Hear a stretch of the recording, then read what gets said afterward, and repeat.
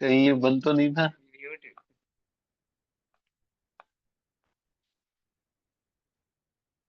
ठीक है। तो इन्होंने, जो लोथर मेयर है, उन्होंने atomic volume, melting point, boiling point को अपलोड किया था। अगर म्यूट भी था तो एक बार हम रिवाइज कर लेते हैं, हमने क्या पढ़ा। हमने पढ़ा पीरियोडिक टेबल के अंदर बहुत सारे एलिमेंट हैं, उनका नंबर भी इंक्रीज होता जा रहा है टाइम के साथ। जैसे 1800 में से 31 थे, 1865 में 63 हो गए, और अब 118। इतनों को स्टडी करना एक साथ बड़ा डिफिकल्ट है, तो उनका एक ऑर्डर हमें पता होना चाहिए। पहले जर्मनी के आए डोबेन 29 में 1829, उन्होंने बोला कि जितनी भी फिजिकल और केमिकल प्रॉपर्टी है वो इस बात पे डिपेंड करेगी कि तीन ग्रुप का एक एलिमेंट बन गया जिसको ट्राइड बोलते हैं, तीन एलिमेंट का एक ग्रुप बन गया जिसको ट्राइड बोलते हैं, और मिडिल एलिमेंट की प्रॉपर्टी ऊपर और नीचे वाले के एवरेज होगी। जैसे लिथियम से शुरू होने वाला है फर्स्ट कैटेगरी, कैल्शियम से शुरू होने वाली सेकंड कैटेगरी, और क्लोरीन से स्टार्ट होने वाली थर्ड कैटेगरी। इनमें मिडल का जो मास है वो ऊपर और नीचे वाले के एवरेज होगा। ठीक है। इन्होंने ही लॉ ऑफ ट्रायड भी दिया था कि middle element atomic mass average of up and. फिर कैन कॉर्डोइस आए और उन्होंने बोला कि मैंने पीरियोडिक टेबल बनाई है, एटॉमिक मास के हिसाब से बनाई है, ज्यादा उनको पहचान नहीं मिली। तीसरे नंबर पे है न्यूलैंड, इंग्लैंड के। उन्होंने एक तो रूल दिया जो ये बोलता है कि हर एर्थ एलिमेंट के बाद तुम देखोगे प्रॉपर्टी सेम रिपीट हो जाएगी। जैसे यहाँ पे हमने देखा लिथियम और जो सोडियम थे, दोनों ही एल्केलाइन अर्थ मेटल, एल्केलाइन क्या बोलते हैं उसको, एल्कली मेटल है। और ये एल्कली मेटल बहुत ज्यादा रिएक्टिव होते हैं, एल्कली मेटल बहुत ज्यादा रिएक्टिव। दूसरी कैटेगरी को हम बोलते हैं एल्केलाइन अर्थ मेटल। ठीक है। तो हर एर्थ के बाद वो प्रॉपर्टी रिपीट हो रही है, लेकिन इसकी भी एक लिमिटेशन थी कि कैल्शियम तक ही एप्लीकेबल था। उसके बाद के एलिमेंट के बारे में हमें ज्यादा पता नहीं था, उनको बहुत प्राइज वगैरह नहीं मिला। मेंडलीव के बारे में तो हम बहुत डिटेल में बात करेंगे। लॉथर मेयर भी आए थे और उन्होंने बोला कि जैसे फिजिकल प्रॉपर्टी होती है, melting point, boiling point, volume, और उन्होंने एटॉमिक वेट का मान बनाया, तो पैटर्न रिपीट होता है ना। उन्होंने पैटर्न देखा कि वो चेंज हो रहा है, और उन्होंने टेबल भी बनाई। उन्होंने खुद की एक टेबल बनाई थी जो मॉडर्न पीरियोडिक टेबल जैसी दिखती थी। लोथर मेयर ने पीरियोडिक टेबल बनाई थी जो मॉडर्न जैसे काफी हद तक दिखती थी, लेकिन उनका काम है ना वो पब्लिश नहीं हुआ था। मेंडलीव का काम पहले पब्लिश हो गया, इसलिए जो मॉडर्न पीरियोडिक टेबल का डेवलपमेंट की बात होती है ना, तो ज्यादा क्रेडिट हम मेंडलीव को देते हैं। नाइन्थ क्लास में तुमने मेंडलीव के बारे में ज्यादा पढ़ा होगा, नाइन्थ टेंथ क्लास में, याद है? नाम तो सुना ही है। ये मत बोलना कि ये पहली बार सुना है सर, नाम ही नहीं सुना कभी। नाम तो सुना है। तो इतना जो फेमस वो नाम है टेंथ क्लास में भी, वो मेंडलीव की पीरियोडिक टेबल बहुत ज्यादा फेमस है, क्योंकि वो पहले ही पब्लिश हो गया था। ठीक है। तो डोबरेनर ने ये काम शुरू किया, मेंडलीव ने प्रॉपर पीरियोडिक टेबल बनाई। तो अगर कोई बोले कि who was responsible for publishing complete periodic law for first time, तो मेंडलीव। तो complete periodic law first time Mendeleev ने ही दिया। ठीक है। और उन्होंने बोला था कि जितनी भी प्रॉपर्टी है, चाहे वो फिजिकल हो या केमिकल हो, वो एटॉमिक वेट पर डिपेंड करेगी। ठीक है। अब तुम देखते हो कि जब ये लाइनें होती है पीरियोडिक टेबल में ऐसे, इसको हम क्या बोलते हैं, पीरियड या ग्रुप? पीरियड बोलते हैं इसको। और जो वर्टिकली ऐसे रखा होता है उसको क्या बोलते हैं, ग्रुप। तो वर्टिकल ग्रुप होता है, और हॉरिजॉन्टल क्या होता है, पीरियड। ठीक है। तो जो सेम वर्टिकल कॉलम में होंगे उनको ग्रुप बोलते हैं, और जो हॉरिजॉन्टल लाइन में होंगे वो पीरियड होते हैं। और इनमें फिजिकल और केमिकल प्रॉपर्टी किस बात पर डिपेंड करेगी, कि एटॉमिक मास कितना है, मेंडलीव के हिसाब से। अभी के हिसाब से नहीं, अभी की चीजें थोड़ी सी अलग है। उन्होंने खुद अपना एटॉमिक वेट का जो क्राइटेरिया है ना, वो फॉलो नहीं किया प्रॉपरली। कितनी महानता है ये, क्या बोलते हैं मेंडलीव की, कि उसने अपना खुद का रूल बनाया कि जो एलिमेंट है उनको हम प्लेस करते हैं किस रूल के हिसाब से, एटो, एटो, हाँ हिसाब से, पर इसने नंबर के हिसाब नहीं, इसने भी वेट के हिसाब से ही दिया, लेकिन इसने खुद का रूल फॉलो नहीं किया। तो देखिए, मैं मानता हूँ कि एटॉमिक मास या एटॉमिक वेट क्राइटेरिया होगा, बट उसमें कुछ एक्सेप्शन हो सकते से। हैं। इन्होंने जिस एलिमेंट की प्रॉपर्टी सेम लगी उसको एक साथ रखी, यही इसकी महानता है। ठीक है। उसने सोचा, थिंकिंग दैट एटॉमिक मेजरमेंट गलत भी हो सकती है। इसने क्या सोचा कि मेजरमेंट जो मैंने की है वो गलत भी हो सकती है, और उसने सिमिलर प्रॉपर्टी के एलिमेंट को एक साथ रखा। जैसे आयोडीन का मास कम है टेलुरियम से, तो इसके हिसाब से आयोडीन पहले रखा जाना चाहिए और टेलुरियम बाद में रखा जाना चाहिए। बट अब ऐसा नहीं होता। पहले हम टेलुरियम को रखते हैं और आयोडीन को बाद में। क्यों?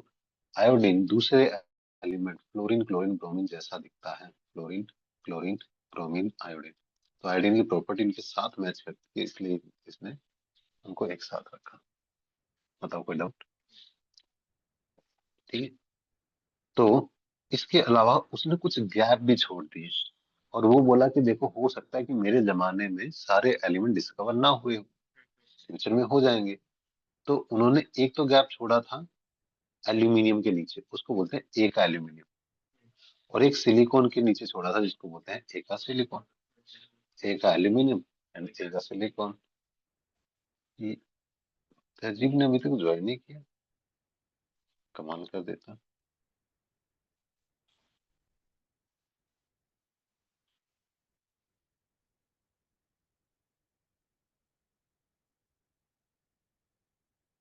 हाँ, आगे बढ़ते हैं। ठीक है। तो एक एल्यूमिनियम क्या है? वो स्पेस जो एल्यूमिनियम के नीचे छोड़ा था मेंडलीव ने। एका मतलब एक, एल्यूमिनियम के नीचे एक एलिमेंट का स्पेस खाली छोड़ दिया भाई ने। सिलिकॉन के नीचे जो स्पेस छोड़ा उसको क्या बोलेंगे? एका सिलिकॉन। बाद में उनको पता चला कि देखो, ये दो एलिमेंट थे, एक का नाम था गैलियम, एल्यूमिनियम के जो नीचे था, और बाद में ये था जर्मेनियम। ठीक है। तो मेंडलीव ने ये दोनों एलिमेंट गैलियम और जर्मेनियम तो प्रेडिक्ट कर ही दी, क्योंकि उसको लगा कि ऐसे एलिमेंट दिखेंगे फ्यूचर में। सोचो कि तुम आज काम कर रहे हो, लेकिन तुम्हें लगता है कि फ्यूचर में ये एलिमेंट डिस्कवर हो, बट उनकी प्रॉपर्टी को भी डिस्क्राइब किया, जनरल फिजिकल प्रॉपर्टी को, जो फ्यूचर के एलिमेंट जो बाद में डिस्कवर हो, है ना।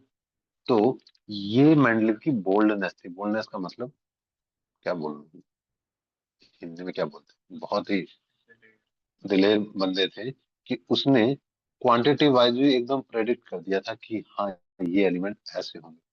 और फिर उन्होंने मेंडलीव की पीरियोडिक टेबल कब पब्लिश की थी? 1905। मेंडलीव पीरियोडिक टेबल से कुछ क्वेश्चन आते हैं, पीवाईक्यू में कम आए। जैसे मेंडलीव ने प्रेडिक्ट किया था एक एल्यूमिनियम जिसको आज हम गैलियम बोलते हैं, और एक सिलिकॉन जिसको आज हम जर्मेनियम बोलते हैं। जैसे इसने क्या प्रेडिक्ट किया था कि एक एलिमेंट होगा और उसका मास 68 के आसपास होगा, 70 मिला आसपास ही। इसने बोला डेंसिटी 5.9 के आसपास होगी, 5.94 मिली। उसने बोला मेल्टिंग पॉइंट लो होगा, मेल्टिंग पॉइंट बहुत लो होता है। इसने बोला ये ऑक्साइड इस फॉर्म में बनाएगा, E2O3, यही बनाता है, और क्लोराइड इस फॉर्म में बनाएगा, वो भी यही। सेम सिलिकॉन का इसने बोला था 72 के आसपास मास होना चाहिए, उसके आसपास ही मिला। डेंसिटी उसके आसपास मिली। इसका मेल्टिंग पॉइंट हाई या हाई मिला। ऑक्साइड इस फॉर्म में बनाता है, क्लोराइड इस फॉर्म में बनाता है, वही। क्यों? क्योंकि इसका जो ऑक्सीडेशन नंबर है वो +3 है। तो +3 वाले ऑक्सीजन के साथ ऐसे ही बनाते हैं। कैसे? मान लो मैं एल्यूमिनियम भी ही ले लूं, एल्यूमिनियम और ऑक्सीजन का बनाना, एल्यूमिनियम पे कितना चार्ज होता है? 3। और ऑक्सीजन पे कितना होता है? -2। तो इसको क्रॉस मल्टीप्लाई कर दो, दोनों बराबर हो जाएंगे, 6 6। तो अगर एल्यूमिनियम को 2 से मल्टीप्लाई करेंगे तो कितना चार्ज आ जाएगा? 3 2 6। और ऑक्सीजन, 3 ऑक्सीजन पे कितना हो जाएगा? 6 - दोनों बराबर, बैलेंस होने चाहिए। ये बैलेंसिंग थे। ठीक है। यहाँ पे देखें, सिलिकॉन कार्बन वाली फैमिली है, और कार्बन पे कितना चार्ज होता है? कार्बन पे कितना चार्ज होता है? 4। ऑक्सीजन पे कितना होता है ना? तो ये क्रॉस मल्टीप्लाई कर दो, तो कार्बन कितने हो जाएंगे 2, ऑक्सीजन कितने हो जाएंगे 4। कॉमन नंबर से डिवाइड का तो आसान रहेगा, CO2। बताओ होता है कि नहीं, CO2 बहुत स्टेबल, बिल्कुल होता है। तो इसने ये प्रेडिक्ट कर दिया था, बहुत बड़ी बात है। एक तो खुद का रूल फॉलो ना करना, खाली जगह छोड़ देना, और उनकी प्रॉपर्टी भी बता देना जिसके लिए खाली जगह छोड़ी थी। ठीक है। हाँ, तो ये इसकी प्रोडिक्ट टेबल है। ये बात याद रखना, जो इसने प्रोडिक्ट टेबल दी थी, इसमें यहाँ नहीं दिख रहा है, इसने ऑक्साइड बताए थे उनके और हाइड्राइड बताए थे। अब जैसे मान लो एल्यूमिनियम है, एल्यूमिनियम ऑक्साइड के साथ क्या बनाएगा, Al2O3। तो तुम एल्यूमिनियम के लिए बोलोगे R2O3 बनेगा ऑक्साइड की फॉर्म से। हाँ जी सर। अगर एल्यूमिनियम पे +1 है तो हाइड्रोजन पे कितना चार्ज होगा, -1। हाँ जी। एक हाइड्रोजन पे तो 3 हाइड्रोजन पे कितना होगा, -3।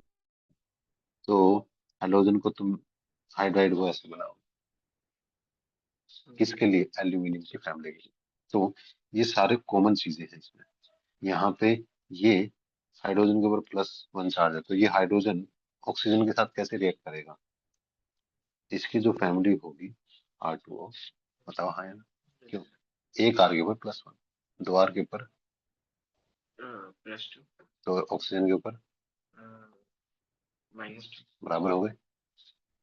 तो यहाँ पे क्या फॉर्मूला होना चाहिए बताओ, सेकंड ग्रुप में।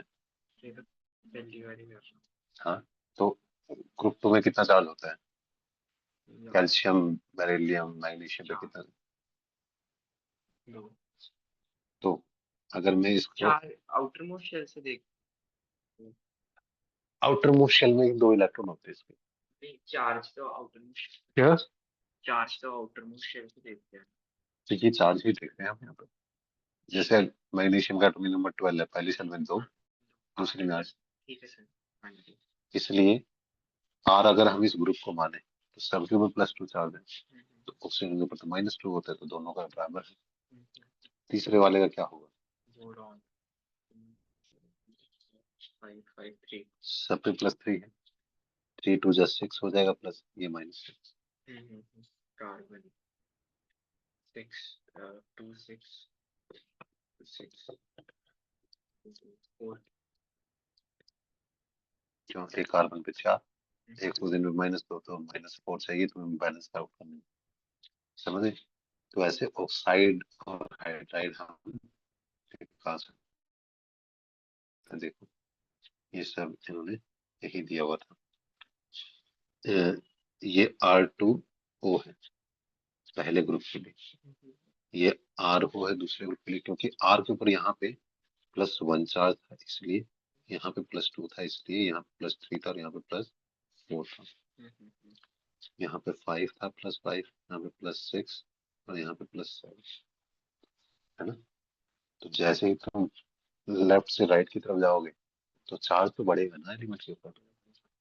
जैसे यहाँ पे एल्यूमिनियम पे 3 होता है, ऑक्सीजन पे कितना होता है, सॉरी कार्बन पे कितना होता है 4, नाइट्रोजन मैक्सिमम कितना कैरी कर सकता है 5, ऑक्सीजन मैक्सिमम कितना कैरी कर सकता है 6, और हेलोजन मैक्सिमम कितना कैरी कर सकता है 7। मैक्सिमम, हम ये नहीं कह रहे ये होगा ही, मैक्सिमम इतना हो सकता है। सर एक बार ये R2 ये 2 - 2 ये समझा दो। बिल्कुल समझा देंगे। देखो है क्या ये, आर कोई भी ग्रुप हो सकता है, हम्म और ऑक्सीजन पे हमें फिक्स पता है कि -2 चार्ज ही होता है।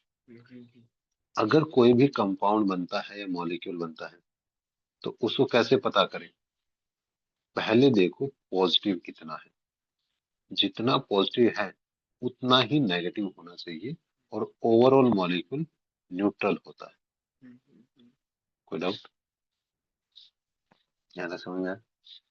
अब मान लो ये ग्रुप 1 है, तो ऐसे केस में जो चार्ज होगा वो +1 होगा, लेकिन ऑक्सीजन के ऊपर तो -2 है।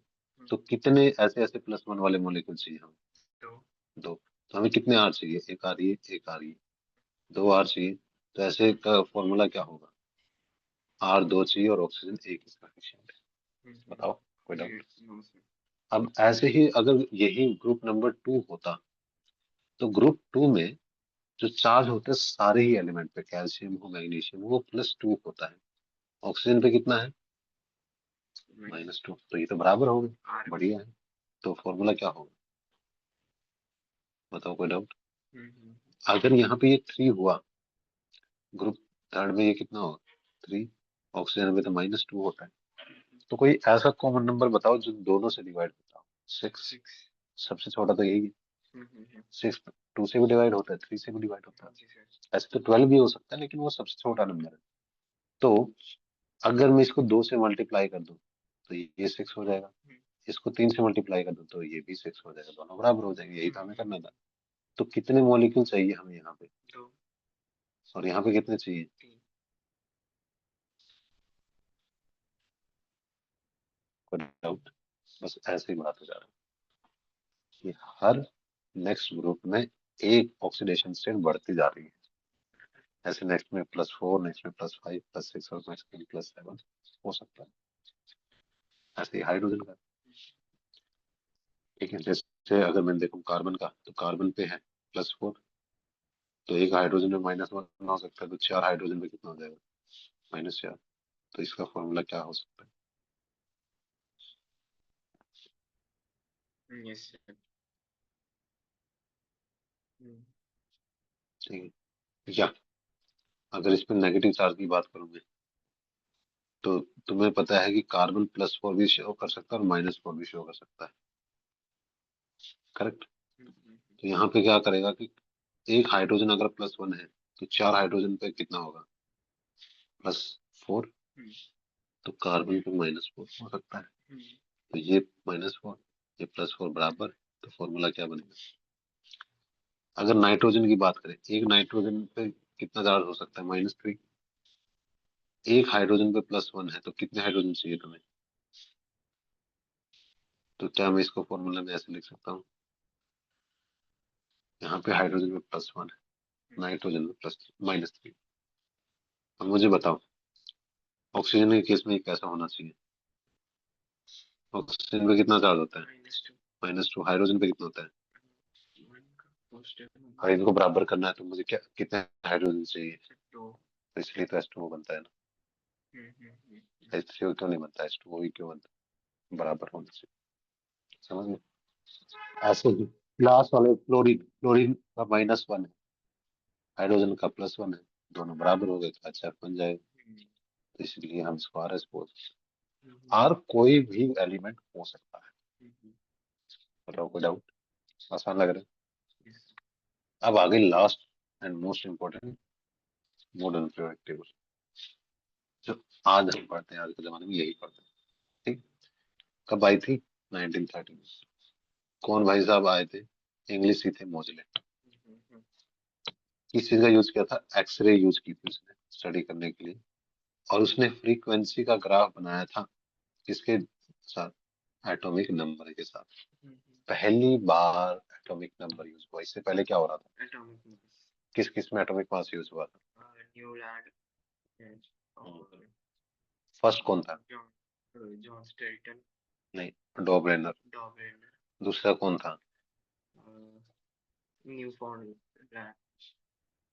New Newland. नहीं, उससे पहले कैनकोट था। कैनकोट इसका फिर इतना जिक्र नहीं करते, लेकिन एनसीईआरटी में दिया तो हमें तो पता होना चाहिए ना। फिर इसके बाद अपना ऑक्टेव वाला आ गया। फिर मेंडलीव आ गया। फिर अभी मॉडर्न आ गया। कोई डाउट? अरे अरे,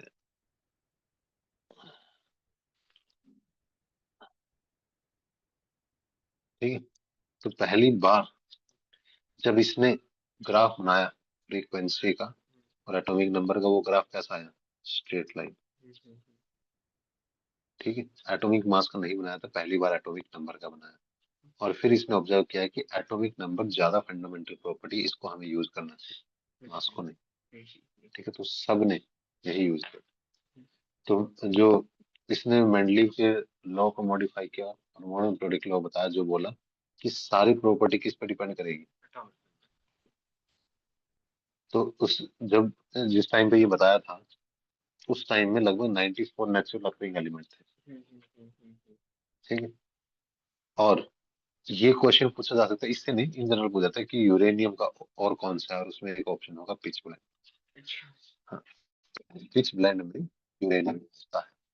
जैसे तुम्हें मास जो मिलता है उसको और बोलते हैं, तो और में कोई स्पेसिफिक एलिमेंट तो होगा ही, तो कौन सा एलिमेंट होता है, यूरेनियम ज्यादा होता है। पिच ब्लेंड क्या होता है? दिखा देते हैं।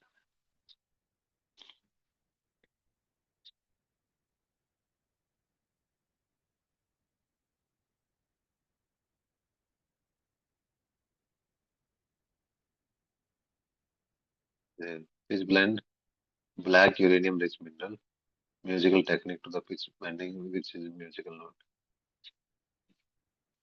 और लिख देते हैं।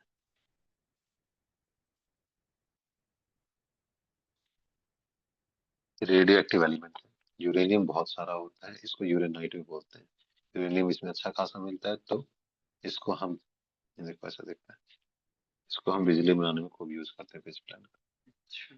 लेकिन ये टूटता रहता है कंटिन्यूसली, ब्रेक होता रहता है। ठीक है? तो इसमें हम क्या करते हैं कि प्रॉपर्टी देखते हैं क्या चीज कॉमन है। अब हम जो मॉडर्न पीरियोडिक टेबल है उसकी लॉन्ग फॉर्म देखते हैं। उसमें दो चीजें होंगी, पीरियड और ग्रुप।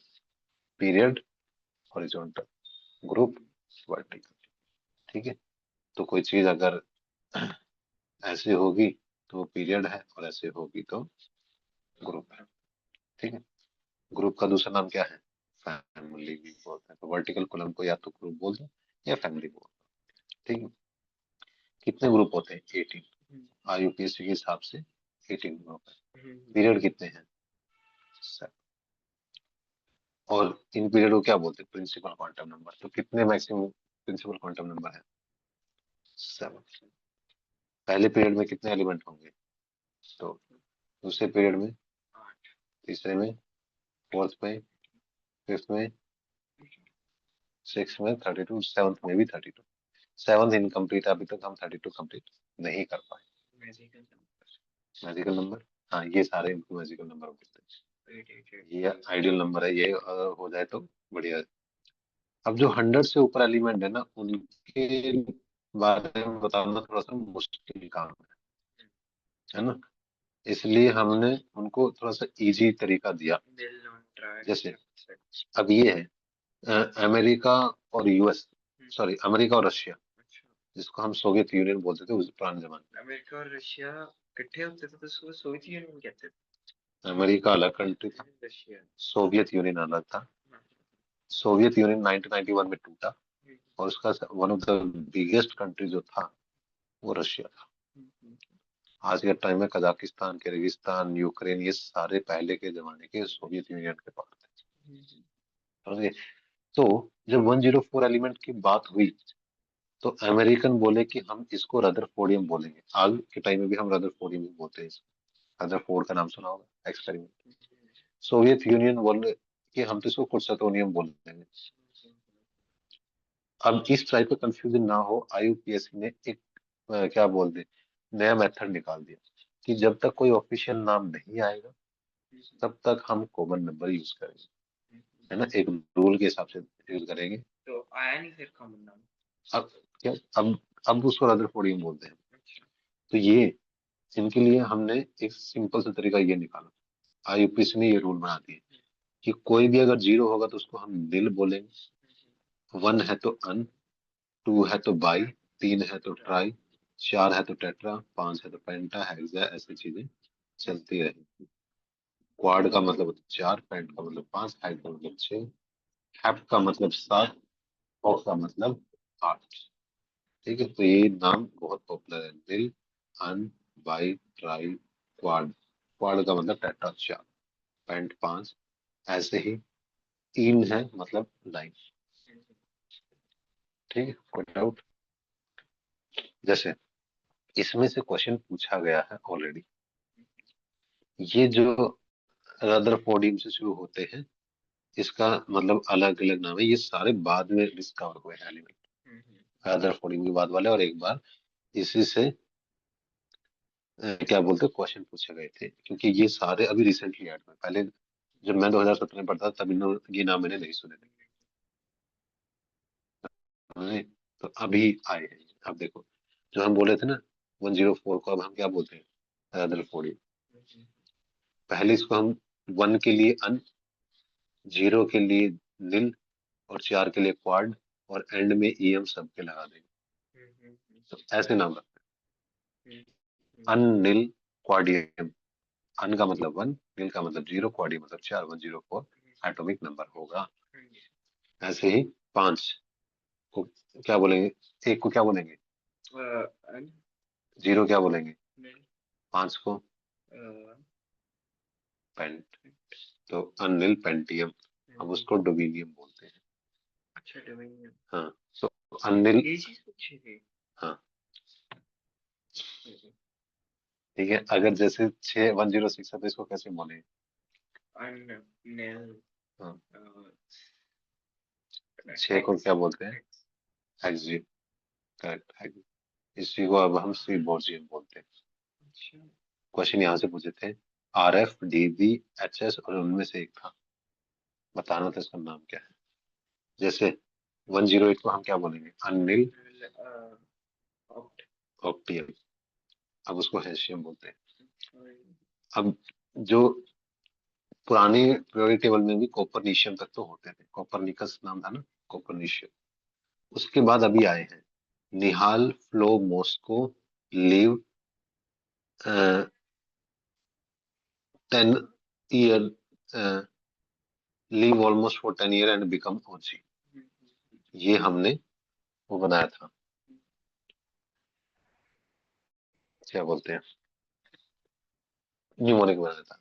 निहाल स्टूडेंट का नाम था, और मजेदार बात है कि वो सिख नहीं था, वो क्रिश्चियन था। क्रिश्चियन बच्चे का नाम था निहाल। ठीक है, तो Nihal flew to Moscow, live over there for 10 year and then become OG.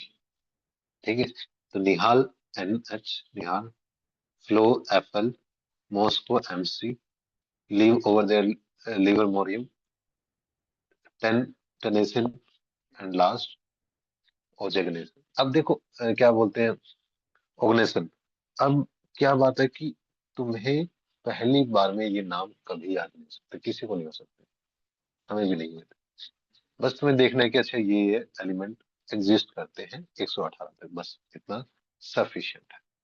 ठीक है, जैसे ये हमने बनाया हुआ है कि जो पहले n की वैल्यू अगर 1 है तो उसमें ऑर्बिटल 1 होगा, इलेक्ट्रॉन 2 होंगे, तो एलिमेंट कितने होंगे, तो दूसरी शेल में कितने हैं, 4 ऑर्बिटल। कैसे, पहले वाली का 1 और दूसरे वाले के 3, टोटल 4, तो इलेक्ट्रॉन कितने होंगे। तीसरे वाले में पहले के 3, सॉरी, पहले वाले के यहाँ पे मैं देखूंगा 1, दूसरे वाले के 3 ऑर्बिटल, तीसरे में 5, टोटल कितने ऑर्बिटल हुए, 9, इलेक्ट्रॉन 18, तो एलिमेंट भी 18। यहाँ पे 4 है, तो पहले में 1 ऑर्बिटल, दूसरी सेल में 3 ऑर्बिटल, तीसरी सेल में 5, और थर्ड में नेक्स्ट 7, तो टोटल कितने हुए, 16 ऑर्बिटल। एलिमेंट कितने हुए, समझे, इसलिए ये मैजिकल नंबर निकल के आता है। जैसे यहाँ पे देखो, इसका IUPAC नेम क्या होगा, 1 को क्या बोलेंगे,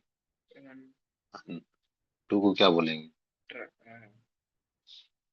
बाई, 0 क्या बोलेंगे, और एंड में क्या लगाएंगे, देखो, अन बाई नीलियम। बताओ कोई डाउट, ठीक है। ये चीजें हम पहले ही पढ़ चुके हैं कि 4 क्वांटम नंबर होते हैं। पहला है प्रिंसिपल क्वांटम नंबर जो हमें शेल को बताता है, फिर अजीमुथल क्वांटम नंबर जो हमें सब शेल को बताता है, फिर मैग्नेटिक क्वांटम नंबर जो हमें ऑर्बिटल्स को बताता है, और फिर उनके थ्रू हम इलेक्ट्रॉनिक कॉन्फ़िगरेशन लिख सकते हैं, है ना। तो एलिमेंट की लोकेशन कैसे बताएं, वो क्वांटम नंबर से पता चलती है ना। एलिमेंट की लोकेशन क्या होगी, इलेक्ट्रॉन की लोकेशन क्या होगी, वो किस में रिफ्लेक्ट होती है, क्वांटम नंबर कि लास्ट ऑर्बिटल कौन सा फिल हुआ है, और वो हम इलेक्ट्रॉनिक कॉन्फ़िगरेशन में पता करते हैं। ठीक है? जैसे पीरियड इंडिकेट करता है एन नंबर कौन सा होगा, है ना। जैसे अगर n नंबर 1 होगा तो उसमें दो ही एलिमेंट है, हाइड्रोजन एंड हीलियम, तो एक ऑर्बिटल होगा और इलेक्ट्रॉन कितने होंगे, दो, और उसका ऑर्बिटल का नाम होगा 1s। अगर n2 है तो l की वैल्यू या तो 0 हो सकती है या 1 हो सकती है। Yes sir. 0 होगी तो s, और 1 होगी तो p ऑर्बिटल, और p में 6 इलेक्ट्रॉन होते हैं, s में दो, तो टोटल इलेक्ट्रॉन कितने होंगे, 8। तो एलिमेंट कितने होंगे, 8, ऑर्बिटल कितने होंगे, 4, आधे। अगर n की वैल्यू 3 है तो l की या तो 0 हो सकती है या 1 हो सकती है या 2 हो सकती है, बताओ कोई डाउट। या तो 0 हो सकती है या 1 या 2, करेक्ट। तो अगर हम इसमें देखें तो टोटल नंबर ऑफ ऑर्बिटल कितने होंगे, 9। एलिमेंट कितने होंगे, 8।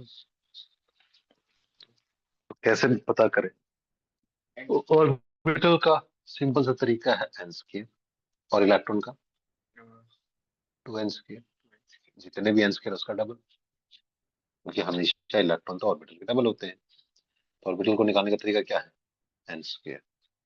एलिमेंट को निकालने का तरीका क्या है, उसका डबल, और नंबर ऑफ एलिमेंट कितने होंगे, जितने भी ऑर्बिटल होंगे उसका डबल होते हैं, बताओ कोई डाउट।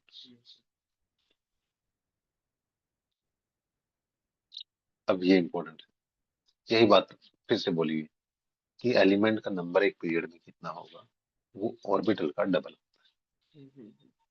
अगर n की वैल्यू 1 है तो इसमें एक ही ऑर्बिटल है, और एक ऑर्बिटल में कितने इलेक्ट्रॉन होते हैं, ठीक है। तो कौन सी शेल भरी जाएगी, के। ऐसे ही एल से भी पता चल जाता है कि कौन सी सब शेल है ना। जैसे अगर n की वैल्यू 2 है तो दो सब शेल हो सकते हैं, एक s और दूसरी p, है ना, 2s एंड 2p। तो एक s हो गई, एक p हो गई। तो s में कितने ऑर्बिटल होते हैं, दो, A0 एक ऑर्बिटल इलेक्ट्रॉन, इलेक्ट्रॉन होते हैं 0 दो। हर ऑर्बिटल में हमेशा दो इलेक्ट्रॉन, हमेशा। p में कितने ऑर्बिटल होते हैं, 3। और उसमें इलेक्ट्रॉन कितने होंगे, अच्छा, ऑर्बिटल में इलेक्ट्रॉन कितने होंगे सर, हाँ फिर तो 6 हो जाएंगे, एग्जैक्टली दो वही दो तो दो। बात है। यस सर, ठीक है तो सर। कंफ्यूज कहाँ हो रहे थे तुम। अरे वो बस मैं लॉजिक ही लिखा तुक्के वहां।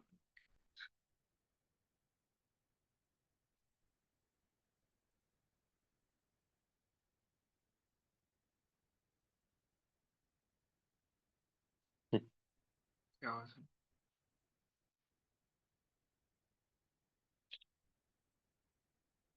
एक हमारे टीचर थे अनिल के,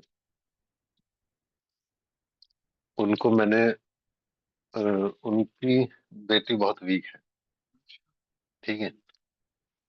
तो मैंने एक बार बोला कि सर मैं एक बार मेरी बात करवा देना और मैं क्लास ले लूंगा, चिंता मत कर। तो उन्होंने एक क्लास लगवा दी, उसने क्लास ली, फिर उनका कॉल नहीं आया। मैंने कहा ये कैसे हो गया। अब टीचर को खुद बुरा लगता है ना कि तुमने किसी को पढ़ा दिया है और वो टर्न अप नहीं हुआ बच्चा, वो बोला कि नहीं मैं नहीं क्लास ले ली। इसका मतलब है टीचर को सेल्फ डाउट होने देता है, कहीं मैं ही तो गलत नहीं हूँ, ऐसा मैंने क्या गलत पढ़ा दिया। तो वो टीचर एलन में है और बहुत अच्छी पोस्ट पे एलन में, बहुत टॉप पोस्ट, हेड है सेंटर की, पूरे सेंटर की हेड। तो अभी इंस्टेंटली उनकी वाइफ का मुझे मैसेज आया है कि hello Deepak, this is survive from this and I need your favour for my daughter study. कितना सुकून मिलता है, ठीक है। तो ऐसे हमने देखा कि एन की वैल्यू जब 1 थी तो एल की वैल्यू 0 थी, तो एस ऑर्बिटल ही हो सकता था। अगर एन की वैल्यू 2 थी, एक तो एस क्योंकि एल की वैल्यू 0, और एक पी हो सकता है क्योंकि एल की वैल्यू 1। अगर एन की वैल्यू 3 थी तो या तो एल 0 हो सकता है, या 1 हो सकता है, या 2 हो सकता है, एस पी डी हो सकता है। अगर एन की वैल्यू 4 थी, एक एस, एक पी, एक डी और एक एफ भी पॉसिबल होगा, है ना। अगर एन की वैल्यू में 4 कर दूं तो एल की कौन कौन सी पॉसिबल है, 0 1 2 3। मैक्सिमम एक कम ही हो सकती है।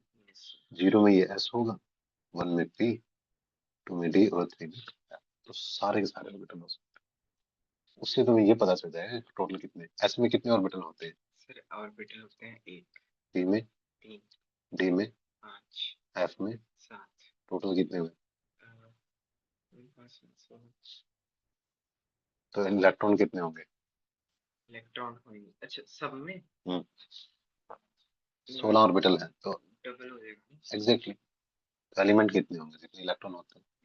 अब समझ में आ गया, किसी भी शेल में तुम ये निकाल सकते हो कितने इलेक्ट्रॉन उसमें हो सकते हैं, कितने एलिमेंट पॉसिबल है, यही लिखा हुआ है।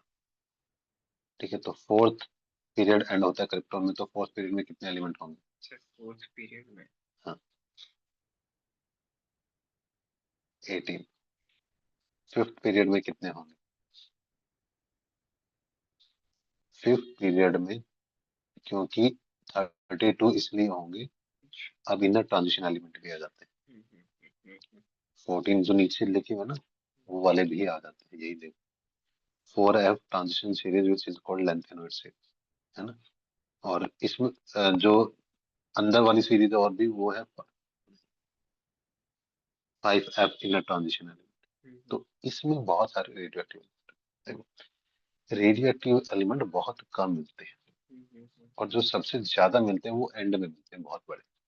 अब सोचो एलिमेंट पहले छोटा है तो वो स्टेबल है, वो मैनेज कर सकता है, लेकिन वो जितना बड़ा होता जाएगा कई बार इतना बड़ा हो जाएगा कि वो स्टेबल ही नहीं रह सकता, वो टूटना शुरू कर देगा, क्योंकि साइज बहुत बड़ा है, बहुत ही ज्यादा बड़ा है ना। तो वो बहुत बड़ा साइज का एलिमेंट जब टूटना शुरू कर दे उसको बोलते हैं रेडियो एक्टिव एलिमेंट, कि अपने आप टूट रहा है। ठीक है, तुम देखोगे अगर एक एलिमेंट का हाफ लाइफ टाइम 21 मिनट है, इसका मतलब अगर तुमने 1 किलो अभी यहाँ पे फ्रांशियम लिया है तो 1 मिनट के बाद आधा किलो रह जाएगा, है ना। तो सबका हाफ लाइफ टाइम होता है कि कितनी देर में आधा मोल खत्म हो जाए। उससे हम रेडियो एक्टिव एलिमेंट का आइडिया लेते हैं।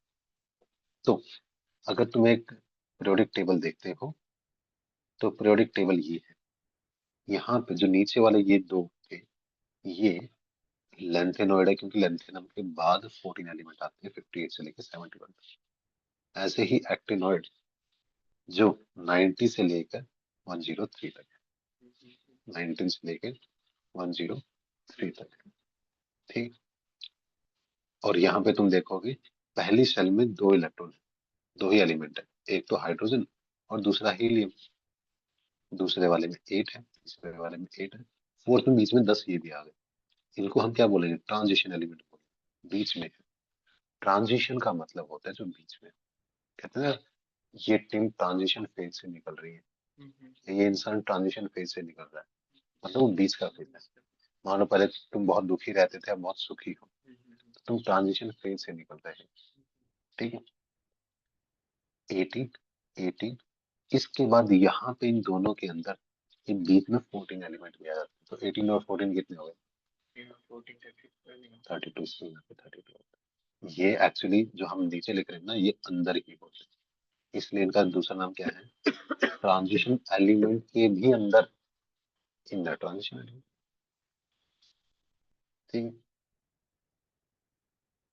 तो अब हमारा कुछ बेसिक चीजें रह गई, उसके बाद हम खत्म कर देंगे, इंट्रोडक्शन पार्ट है, 1 घंटे से भी कम में हमने खत्म कर दिया। इसके बाद चिंता मत करो, एक में शॉर्ट सामने लिखूंगा जितना हमने किया, और फिर वो उसमें से बहुत सारी चीजें तुमसे पूछूंगा, जैसे हाउ वुड यू जस्टिफाई कि 18 एलिमेंट होंगे फिफ्थ पीरियड में।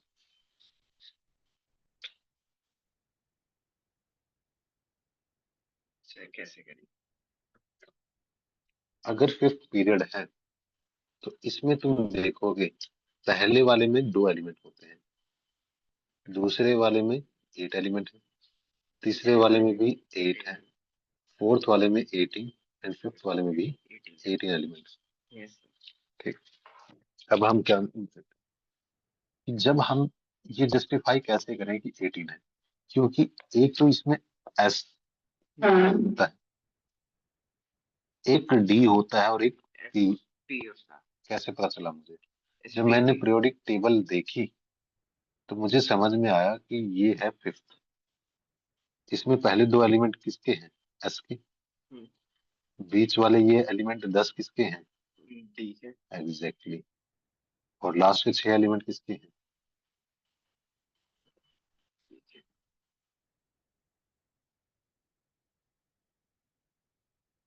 ये 6 एलिमेंट किसके हैं? ठीक है, तो 6 प्लस 10 16 प्लस 2 18।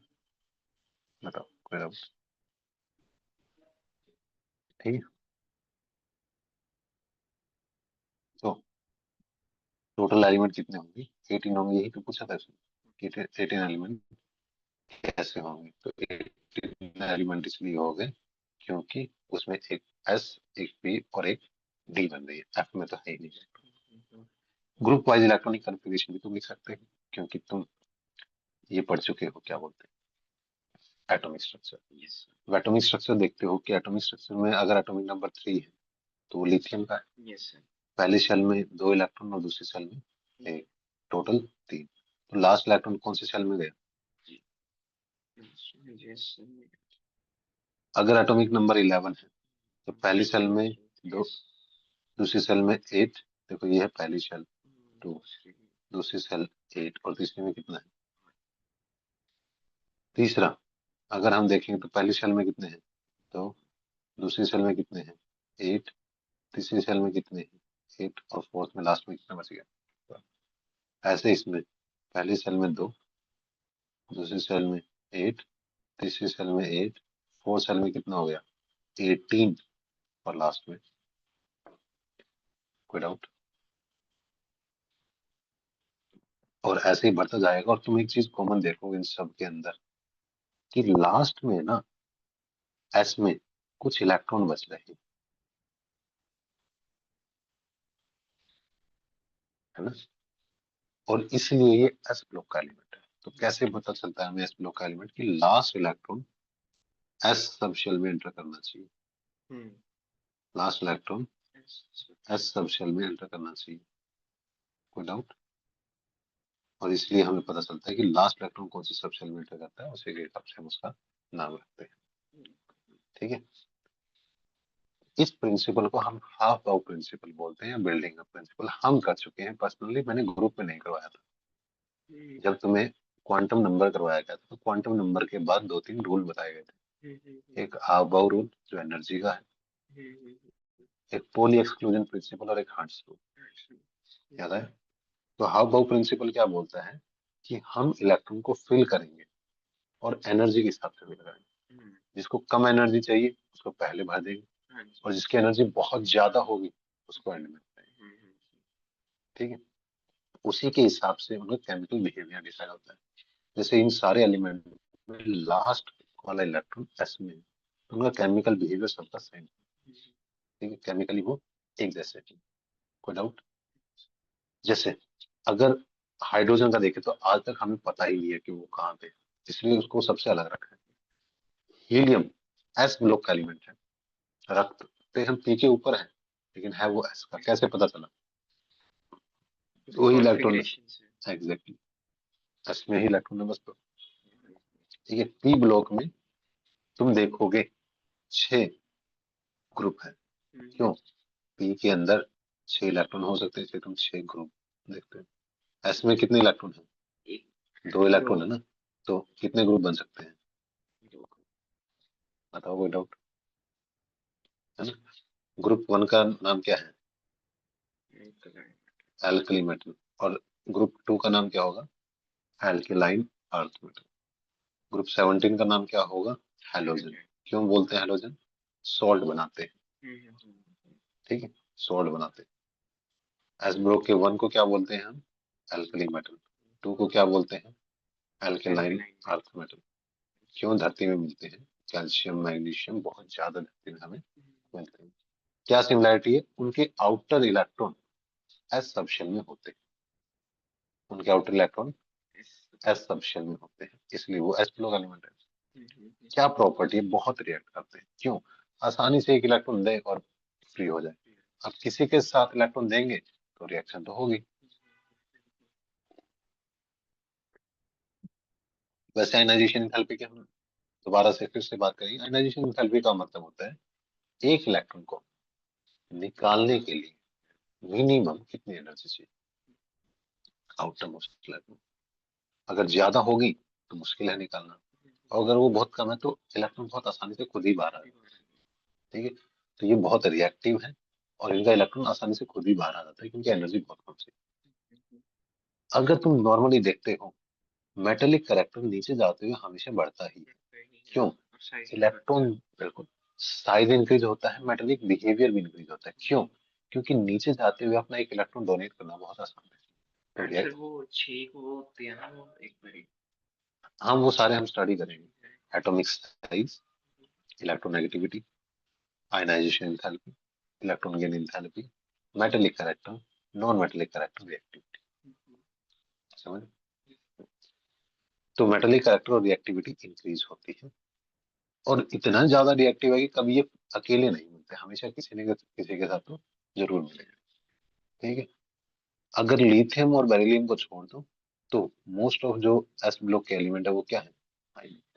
तो हमें क्या समझ में है अगर इसको स्टडी करें कि एस अगर ब्लॉक देखें उसमें दो ग्रुप होंगे, ग्रुप 1 एंड 2। ग्रुप 1 में लिथियम से शुरू होगा और ये बेरिलियम से शुरू होगा। लिथियम, सोडियम, पोटेशियम, ये क्या नाम था इसका, रुबीडियम, सीजियम। ये सर याद रखना है हाँ सारे ग्रुप्स के। हाँ, तो जो एटलीस्ट एस और पी के तो अच्छे से याद हो रही थी। ये कॉमन न्यूमोनिक है, हर कोई याद करता है। अ, यहाँ पे हाइड्रोजन भी कई बार लिख देते हैं, तो ऐसे लिखते हैं हेली ने की रब से फरियाद। यहाँ पे एफ आ गया था फ्रांस से। बेटा मांगे कार स्कूटर बाप राजी, ऐसे। तो जब हम देखते हैं, इनको हम एल्कली मेटल बोलते हैं और इनको बोलते हैं एल्कलाइन अर्थ मेटल। नीचे जाते हुए साइज इंक्रीज होता है। अगर हम नीचे जा रहे हैं तो साइज क्या होगा? इंक्रीज। मेटेलिक करेक्टर क्या होगा? इंक्रीज। रिएक्टिविटी क्या होगी? इंक्रीज। सब कुछ इंक्रीज होगा इनमें से। ठीक है, आयनाइजेशन एंथैल्पी क्या होगी? डिक्रीज, क्योंकि इलेक्ट्रॉन निकालना बहुत आसान है, वो हम दोबारा भी पढ़ेंगे। ठीक है, एस ब्लॉक खत्म हो गया। पी ब्लॉक 13 से लेकर 18 तक, ये लास्ट वाला।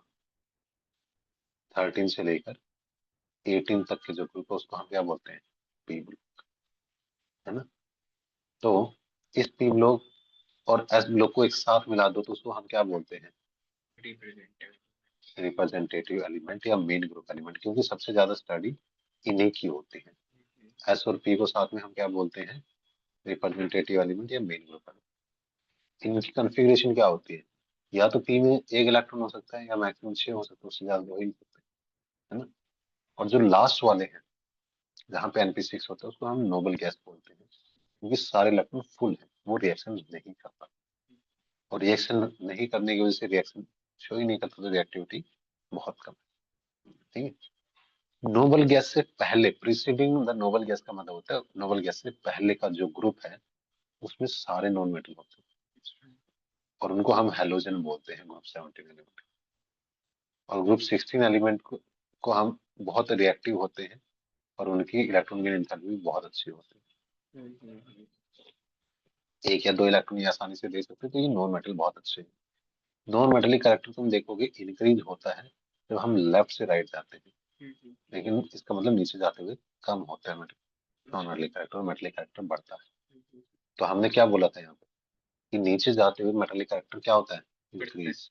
तो नॉन मेटेलिक करैक्टर क्या होगा? डिक्रीज। नॉन मेटेलिक क्या होगा? डिक्रीज। ठीक है, यहाँ पे रिएक्टिविटी नीचे जाते हुए क्या हो रही थी? इंक्रीज हो रही थी।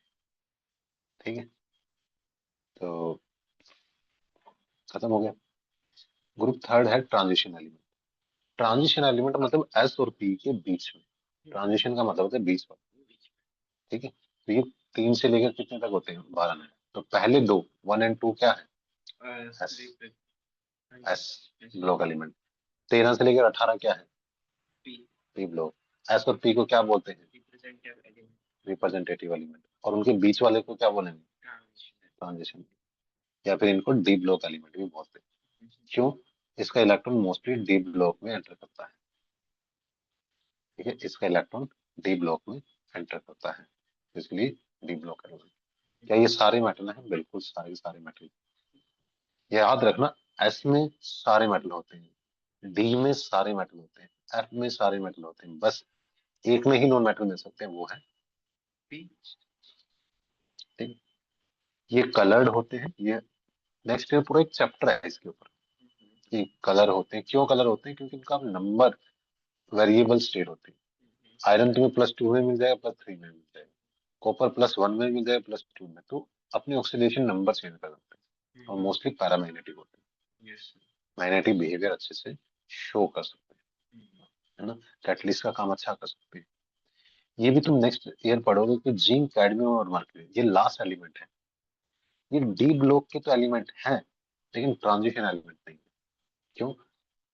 इसके डी हमेशा फुल ही रहता है। ट्रांजिशन एलिमेंट नॉर्मली उसको बोलते हैं जिसका डी किसी न किसी फॉर्म में इनकम्प्लीट हो। यहाँ पे तो हमेशा ही फुल। ठीक है, कोई डाउट?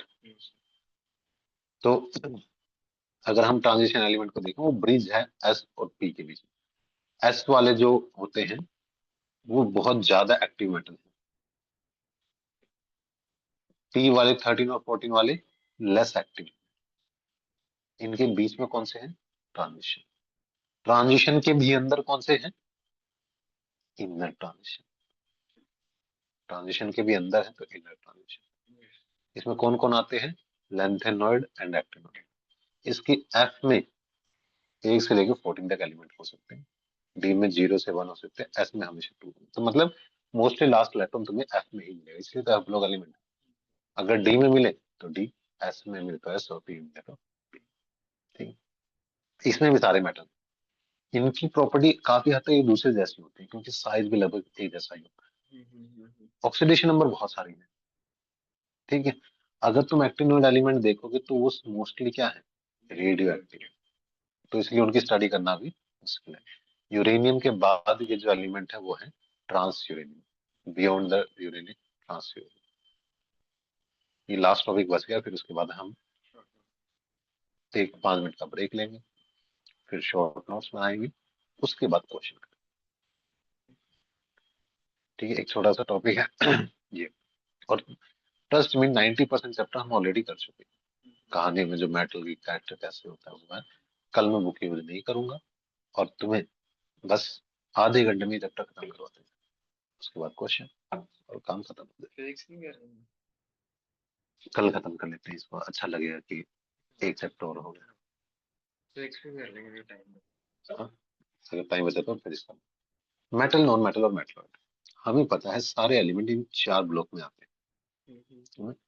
मेटल 78% से भी ज्यादा है। यस। अगर टोटल 100 है तो 78 से भी ज्यादा मेटल होते हैं, है ना।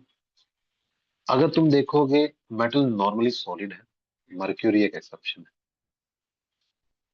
मर्क्यूरी है तो मेटल, लेकिन लिक्विड। अगर इसको छोड़ दो तो मोस्टली मेटल क्या होते हैं? सॉलिड। और 2 एक्सेप्शन और हैं, गैलियम और सीजियम।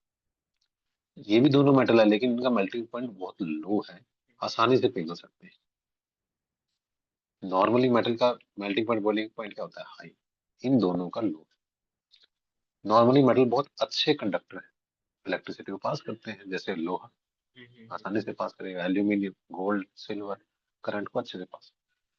मैग्नीशियम और डक्टाइल है, इसका मतलब पतली सी उनकी शीट बन सकती है ना, या वायर बन सकती है। नॉन मेटल मोस्टली तुम्हें राइट साइड में मिलेंगे, है ना। और क्या बोलते हैं, नॉन मेटल करेक्टर लेफ्ट से राइट इंक्रीज होता है। नॉन मेटल या तो सॉलिड हो सकते हैं या गैस हो सकते हैं, है ना। नॉर्मली उनका मेल्टिंग पॉइंट, बॉइलिंग पॉइंट भी लो है, बस बोरोन और कार्बन को छोड़ के, ये 2 स्पेशल है। हमने क्या बोला कि नॉन मेटल में मेल्टिंग पॉइंट, बॉइलिंग पॉइंट लो है, इनका तो बहुत हाई है। ठीक है, बोरॉन और कार्बन का तो बहुत ज्यादा हाई है।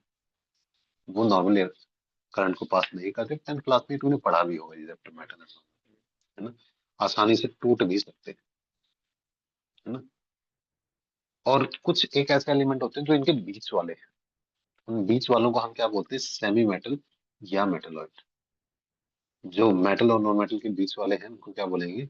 सेमी मेटल या मेटलॉइड। ये ना तो प्योर मेटल है ना प्योर नॉन मेटल के बीच में, है ना, डायरेक्ट रिलेटेड है। नॉर्मली मिलते हैं। कौन कौन से आते हैं इसमें? सिलिकॉन आता है, जर्मेनियम आता है, ये चार पांच चीज, ज्यादा नहीं। Silicon one, germanium two, arsenic three, antimony चार, टेलोरियम पांच। ठीक है, तो ये खत्म हो जाता है। क्वेश्चन कर लेते हैं। ये पूछ रहा है कि एटॉमिक नंबर ऑफ पोजीशन को देख के इन सारे एलिमेंट को मेटलिक कैरेक्टर के हिसाब से देख, अगर इसकी हम डाउन द ग्रुप जा रहे हैं so it will metallic increase and along the period decrease. अब तुम देखो इनको पहले कैसे रखेंगे। कार्बन के नीचे सिलिकॉन रखा होता है, बेरिलियम के नीचे मैग्नीशियम रखा होता है ना, और यहाँ पे नाइट्रोजन के नीचे फॉस्फोरस रखा होता है। अगर हम इन तीनों का कंपैरिजन करें तो सबसे ज्यादा मेटलिक कैरेक्टर बेरिलियम में होगा, है ना। इनमें देखें तो सबसे ज्यादा मैग्नीशियम का होगा इन तीनों में, है ना। जैसे अगर बेरिलियम में यहाँ पे जाते हुए इंक्रीज होता है तो यहाँ पे जाते हुए क्या होगा? डिक्रीज होगा। यहाँ पे फिर इंक्रीज हो जाएगा। तो जैसे सिलिकॉन और फॉस्फोरस का मैं लूं तो सबसे कम किसका होगा? फॉस्फोरस का, है ना? फॉस्फोरस से ज्यादा किसका होगा? सिलिकॉन का। सिलिकॉन से ज्यादा किसका होगा? मैग्नीशियम का। अगर बेरिलियम और मैग्नीशियम लो तो किसका ज्यादा होना चाहिए? मैग्नीशियम के, क्योंकि नीचे से जाते हुए इंक्रीज हो रहा है। तो मैग्नीशियम किससे ज्यादा होता है? बेरिलियम से भी ज्यादा होता है। कौन सा बच गया? सोडियम। यहाँ पे सोडियम सबसे ज्यादा इनमें से किसका होगा? सोडियम, क्योंकि ये तो यहाँ पे और भी सोडियम होगा, है ना। तो हम देखो इसमें, अरे ये कहाँ गया? तो सबसे कम किसका? फॉस्फोरस का। सबसे ज्यादा किसका? सोडियम। कोई डाउट? कितना आसान चैप्टर है,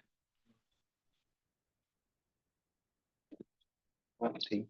अब इसका हम जल्दी से बनाएंगे माइंड मैप।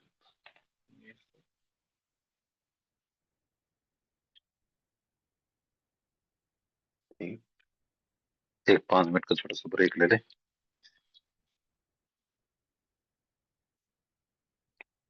तब इसको बंद भी कर दे। ये देवी जी तो आई नहीं है। और मैं बहुत दिनों से, क्या बोल रहे हैं, ये शुरू हो गए। यहाँ पे स्क्रीन शेयर हो गई। यहाँ पे ये हो गया। इसी चैप्टर के एंड में हम लिख सकते हैं। कुछ ना कुछ तो जरूर लिखा होगा, नहीं लिखा?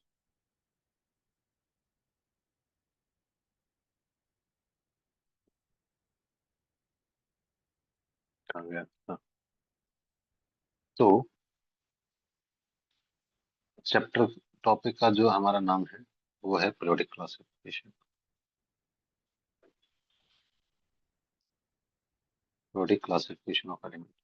बहुत सारे साइंटिस्ट आए और उन्होंने बोला कि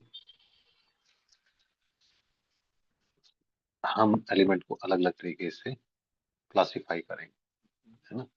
सबके टाइम में जो नंबर था वो अलग अलग था एलिमेंट का। सबसे जो पहले साइंटिस्ट आए उनका नाम था डॉबरेनर, जिन्होंने ट्रायड लॉ दी है। तो पहले क्या थे? डॉबरेनर। इनकी स्पेलिंग मिस्टेक हो सकती है, हमें कोई लेना देना ज्यादा है भी नहीं। ठीक है, तो डॉबरेनर ने क्या दिया? Law of triad. ठीक है, जब लॉ ऑफ ट्रायड दिया तो कुछ एलिमेंट के लिए दिया, जिसमें ये बोला कि middle element, upper and below element, जो मिडिल एलिमेंट का एटॉमिक मास है वो ऊपर और नीचे वाले के एवरेज होगा। हाँ, लिथियम, सोडियम और पोटेशियम इन्होंने लिया। इन्होंने कैल्शियम, क्या बोलते हैं, बेरिलियम, नहीं नहीं,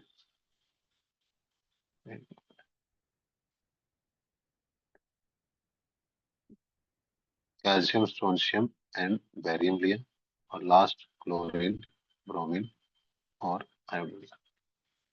पता होना चाहिए कि कौन से एलिमेंट का क्या मास इन्होंने लिया था। ठीक है, बोला था कि जो एवरेज है मिडिल का वो ऊपर और नीचे वाले के होगा। ठीक है, पहला काम खत्म हो गया डोबेना ट्राइब। दूसरे पे कौन आए? कॉनकोर्टियस। कौन आए? हाँ, और इन्होंने बोला कि एलिमेंट की सिलेंड्रिकल फॉर्म होती है। सिलेंड्रिकल फॉर्म में एलिमेंट प्रेजेंट होते हैं, ज्यादा ध्यान किसी ने दिया नहीं। ठीक है, बस इतना ही इन्होंने बताया। दोनों में एक बात का ध्यान रखना है, एटॉमिक मास लिया है, एटॉमिक वेट को हमने प्रायोरिटी दी। यहाँ पे भी हमने एटॉमिक वेट पे ही ध्यान दिया है। ठीक, फिर तीसरे नंबर पे आए सब, वन ऑफ द फेमस, इनका नाम क्या था? न्यूलैंड।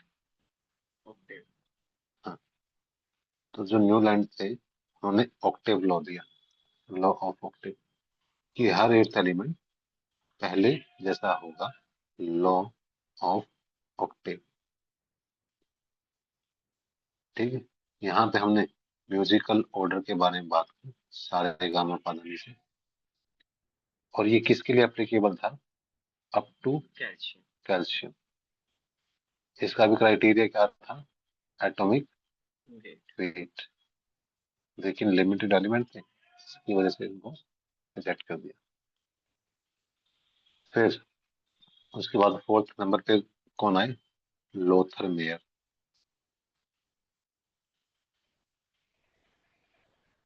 है ना? और लोथर मेयर ने क्या फिजिकल प्रॉपर्टी ली, और फिजिकल प्रॉपर्टी को स्टडी किया किसके साथ? Versus atomic weight.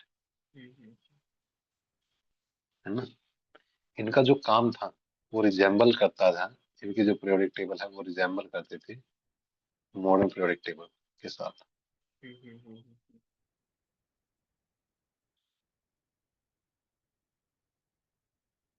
But publish नहीं हो पाए। है ना? फिफ्थ पे कौन आए? सर वो एलिमेंट्स का नाम भी देखो, एक के सिलिकॉन, वो मेंडलीव के टाइम में आए हैं।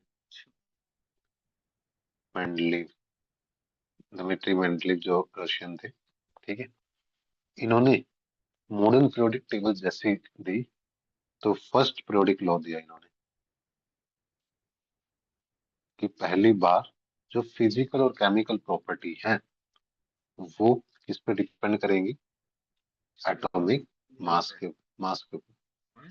हाँ, फिजिकल और केमिकल जो प्रॉपर्टी होती है एलिमेंट की, फिजिकल एंड जो केमिकल प्रॉपर्टी है एलिमेंट की, वो किस पे डिपेंड करती है?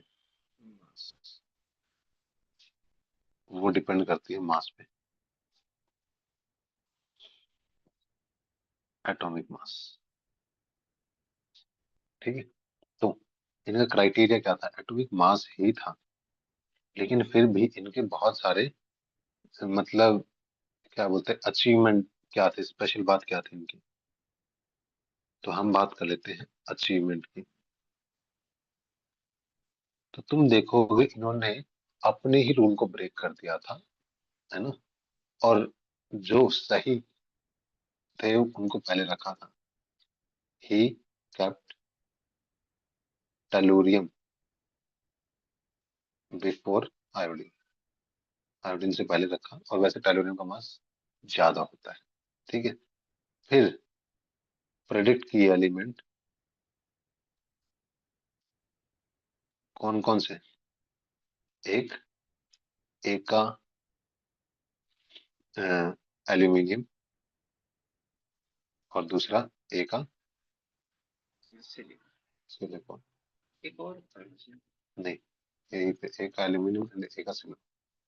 एका एल्यूमिनियम को आज हम गैलियम के नाम से जानते हैं, और एका सिलिकॉन को आज हम जर्मेनियम के नाम से जानते हैं। है ना? और इन्होंने अपने पीरियोडिक टेबल में हाइड्राइड और ऑक्साइड लिए थे।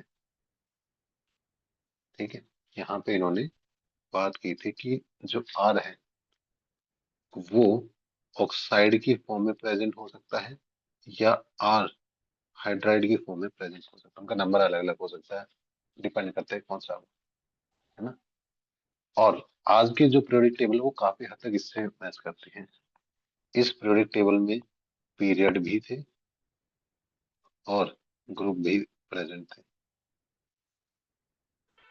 कोई डाउट, है ना।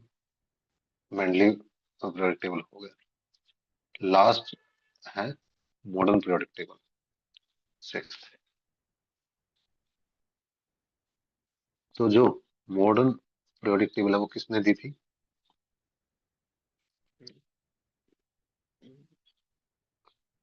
रुथ्रमियर ने। नहीं, लॉथर मेयर तो पहले ही आ चुके हैं, मौजले ने।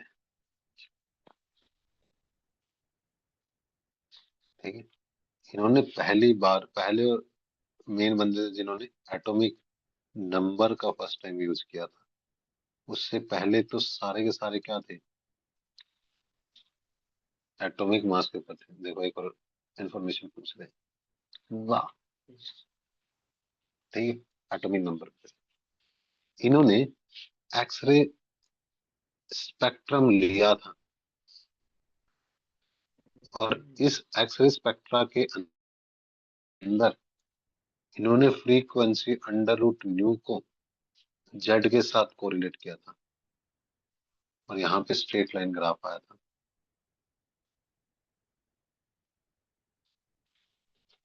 है ना। स्ट्रेट लाइन ग्राफ आया था। इस मॉडर्न पीरियोडिक टेबल के अंदर दो चीजें थी। अगर इस पीरियोडिक टेबल की हम बात करें तो इसमें ग्रुप थे और पीरियड थे, है ना। ग्रुप कितने थे? 18। पीरियड कितने थे? 7। वैसे 8 नहीं लगते। नहीं, ग्रुप को हम फैमिली भी बोलते हैं, जो कि वर्टिकल होती है, और पीरियड को हम हॉरिजॉन्टल बोलते हैं, ना। इसको सीरीज भी बोलते हैं। ठीक है, यहाँ तो कोई डाउट? अब अगर हमने देखा तो जो पूरी पीरियोडिक टेबल है ना, उसके 4 ग्रुप थे। पूरी पीरियोडिक टेबल के कितने ग्रुप थे? 4। उसके लिए हमें पता होना चाहिए था कि जब पीरियोडिक टेबल की हम बात करेंगे तो उसमें सबसे पहले तो हम बात करेंगे एन की, कि शेल कितनी है। जैसे के होती है, एल होती है, एम होती है, एन होती है। फिर दूसरे नंबर पे हम बात करते हैं एल की, सब शेल की, है ना। ये सब शेल एस हो सकती है, पी हो सकती है, डी हो सकती है, या फिर एफ हो सकती है ना। इसी के बेस पे हमने सब शेल के बेस पे कि कौन सी सब शेल होगी, हमने देखा कि यहाँ पे 4 कैटेगरी है। पहले नंबर पे आता है एस ब्लॉक।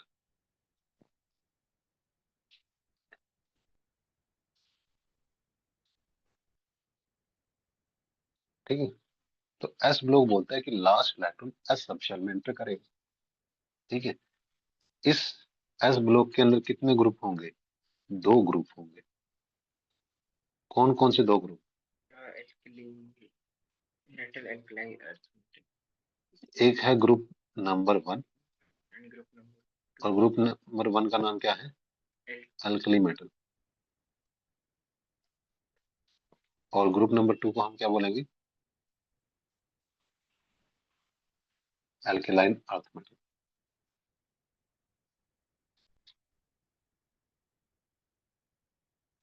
ठीक है, तो ये 2 कैटेगरी है, एक एल्कली मेटल की, एक एल्केलाइन अर्थ मेटल की।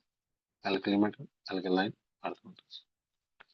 ठीक है, इसके आउटर मोस्ट शेल में देखोगे एक इलेक्ट्रॉन मिलेगा, तो एंड में NS1 डालोगे और इसमें NS2 डालोगे। ठीक है, एक चीज का और ध्यान रखोगे तुम कि जो हीलियम है वो भी एस ब्लॉक में आता है। ठीक है, रखा हमने पी की तरफ है लेकिन आता एस ब्लॉक में है। ठीक है, उसके बाद इसमें जो इलेक्ट्रॉनिक कॉन्फ़िगरेशन है या तो 1 हो सकती है या फिर 2 हो सकती है, नॉर्मली यही मिलती है। इसको मैं इतना दूर क्यों लिख रहा हूँ, यहाँ पे ले आते हैं कि यहाँ पे अगर हम देखें एस में या तो इलेक्ट्रॉन 1 हो सकते हैं या फिर 2 हो सकते हैं। दूसरे नंबर पे, दूसरे नंबर पे अगर हम देखें तो पी ब्लॉक आता है।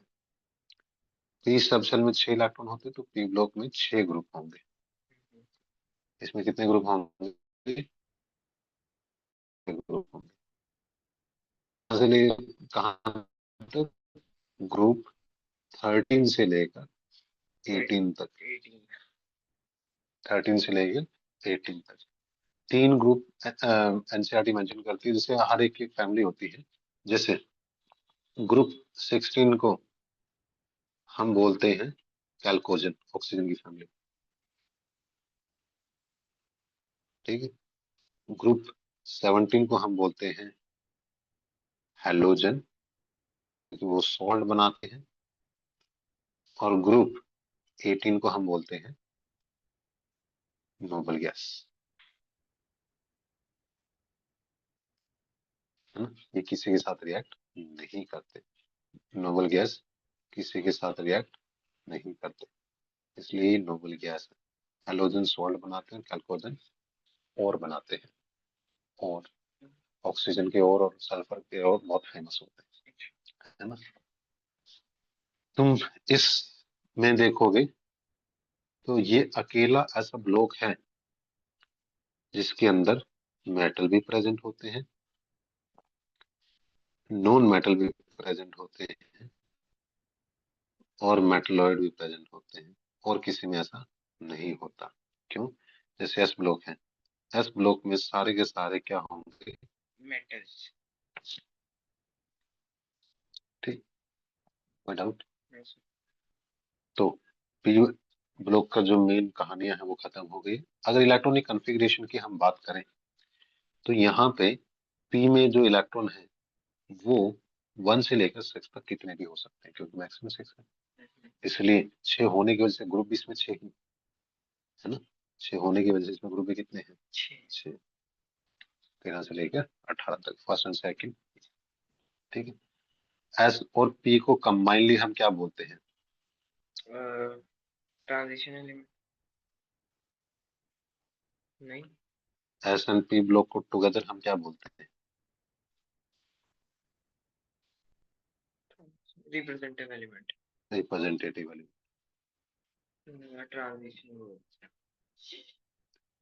रिप्रेजेंटेटिव क्योंकि वो मेन है, इसलिए इसको मेन ग्रुप एलिमेंट भी बोलते हैं। कोई डाउट? इनको क्या बोलते हैं? मेन ग्रुप एलिमेंट या रिप्रेजेंटेटिव एलिमेंट भी बोलते हैं। ठीक है, एस और पी दोनों को एक साथ। तीसरे नंबर पे आते हैं डी ब्लॉक एलिमेंट।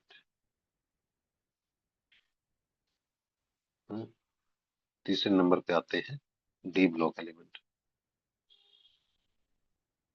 तो जो ये डी ब्लॉक एलिमेंट है, तुम देखोगे इनको नॉर्मली हम ट्रांजिशन एलिमेंट भी बोलते हैं, क्योंकि डी के अंदर तुम्हें पता है कि डी अगर सब शेल है तो इसमें कितने इलेक्ट्रॉन होंगे? 5 ऑर्बिटल होंगे। 10 इलेक्ट्रॉन। 10 इलेक्ट्रॉन होंगे। 10 इलेक्ट्रॉन होने की वजह से एलिमेंट भी कितने होंगे? 10 ग्रुप होंगे इसमें। ठीक है, नॉर्मली इनको हम ट्रांजिशन एलिमेंट बोलते हैं, क्योंकि ये एस और पी के बीच में है। ठीक है, एस और पी के बीच में है तो ट्रांजिशन मतलब मिडल, बीच वाले। ठीक है, अगर इसकी हम इलेक्ट्रॉनिक कॉन्फ़िगरेशन देखें तो इलेक्ट्रॉनिक कॉन्फ़िगरेशन इसकी होती है n-1 डी में 1 से लेकर 10 तक एलिमेंट हो सकते हैं ना। एस में 0 से लेकर 2 तक हो सकते हैं, तो डी में मोस्टली रहते हैं। ठीक है, इसमें सारे के सारे मेटल प्रेजेंट होते हैं, सारे मेटल, एस में भी सारे मेटल, डी में भी और एफ में। और भी खास बात होती है इनकी, जैसे अगर हम इनके देखें तो कलर्ड होते हैं, इनका रंग होता है। क्यों होता है? वेरिएबल ऑक्सीडेशन स्टेट है, वेरिएबल ऑक्सीडेशन स्टेट है। नॉर्मली ये पैरामैग्नेटिक भी है, मतलब मैग्नेटिक प्रॉपर्टी इनकी ओके। होती है। और ये क्या कलर हो गए, और ये कैटलिस्ट का भी काम कर सकते हैं। तुम देखोगे जो भी कैटलिस्ट हम केमिस्ट्री में यूज करते हैं वो मोस्टली इसी के होते हैं। ये सारी प्रॉपर्टी नेक्स्ट ये भी काम आए, कलर है, वेरिएबल ऑक्सीडेशन स्टेट है, पैरामैग्नेटिक बिहेवियर है, कैटलिस्ट का भी काम करते हैं। तो डाउट। और लास्ट जो ग्रुप वो है पिथ पिथ क्या था? फिफ्थ ब्लैंड, उस पे भी आएंगे। लास्ट में है एफ ब्लॉक एलिमेंट। अब एफ ब्लॉक में 7 ऑर्बिटल होते हैं, तो कितने इलेक्ट्रॉन होंगे? 14 इलेक्ट्रॉन्स हो गए। हाँ, जिसमें अगर 14 इलेक्ट्रॉन है तो 14 एलिमेंट्स होंगे। Highly reactive metal shows very much metallic characters. Highly reactive, और मोस्टली इसमें रेडियो एक्टिव होते हैं। जैसे दो कैटेगरी है, एक लैंथेनॉइड की, एक एक्टिनॉइड की। लैंथेनॉइड और दूसरा एक्टिनॉइड। अगर एक्टिनॉइड की बात करें तो मोस्टली रेडियो एक्टिव होते हैं, ठीक है। और यूरेनियम के बाद वाले एलिमेंट को हम क्या बोलते हैं? Trans uranium. आफ्टर यूरेनियम के जितने भी एलिमेंट है उसको हम क्या बोलेंगे? Trans uranium.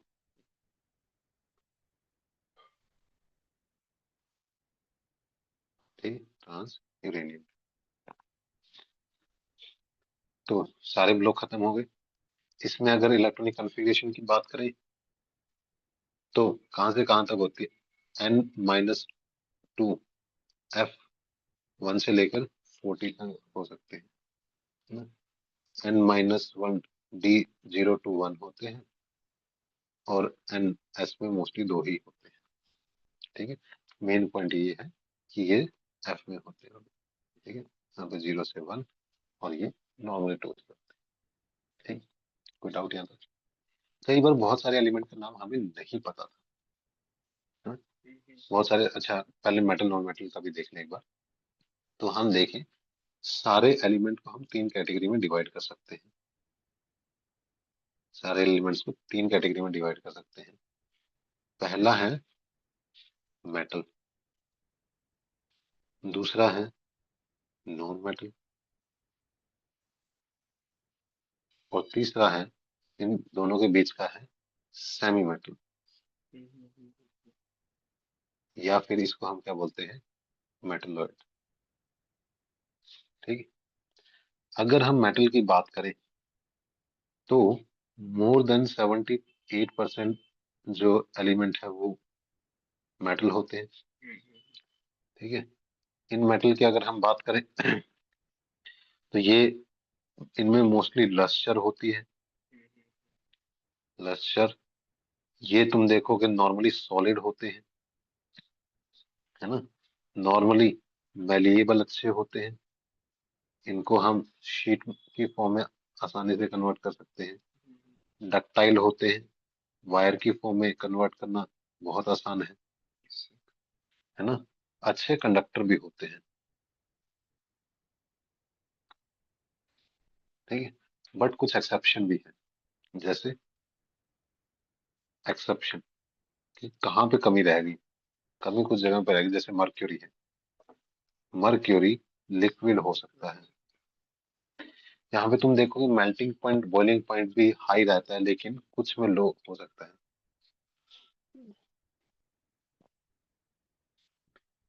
यहाँ पे high melting point and boiling point होता है नॉर्मली, बट कुछ एक्सेप्शन है। जैसे अगर तुम देखोगे गैलियम के अंदर या जर्मेनियम में, तो इनमें लो मेल्टिंग पॉइंट है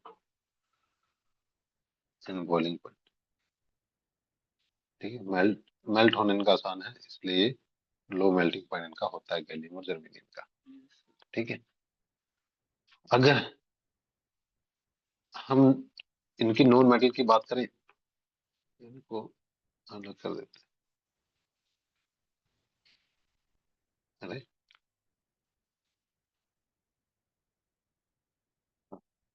अगर इन नॉन मेटल को हम देखें, इनमें खास बात क्या है, नॉर्मली ब्रिटल होते हैं, आसानी से टूट जाते हैं। ठीक है, ये या तो सॉलिड होते हैं नॉर्मली, या फिर गैस होते हैं यूजुअली। ब्रोमीन लिक्विड हो सकता है, बट मोस्टली या तो सॉलिड होते हैं या गैस, बट ब्रोमीन लिक्विड है। ठीक है, उसके अलावा तुम देखोगे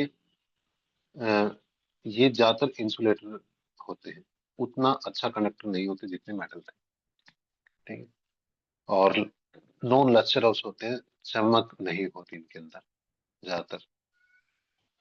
ठीक है, low melting point boiling point होता है नॉर्मली, बट कुछ एक्सेप्शन हो सकते हैं, जैसे कार्बन। Carbon and boron.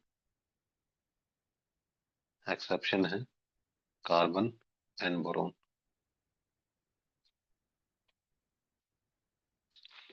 इन दोनों के अंदर अगर हम देखें, तो इनमें क्या होते हैं, ठीक ठाक एक्सेप्शन है।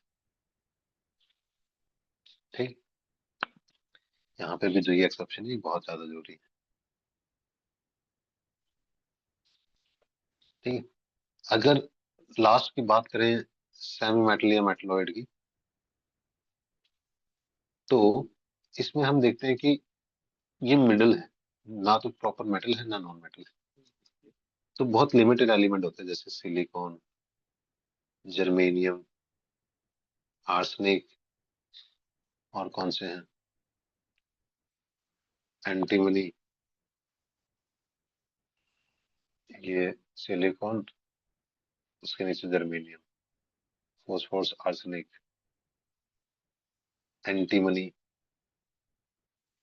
और ऑक्सीजन में क्या है, उससे टप्पो, टेलुरियम, यही थे ना। हमने कुछ मिस तो नहीं कर दिए थे, क्योंकि एनसीईआरटी में जितने बोले हैं ना, उतने ही हमें पता होना चाहिए, ना कम ना ज्यादा। नहीं, तुम सही, silicon, germanium, arsenic, antimony and tellurium. कोई डाउट यहाँ तक? ठीक है, और ये present only in P block, सिर्फ पी ब्लॉक में प्रेजेंट होते हैं, और किसी में नहीं होते। ये भी present only in P block.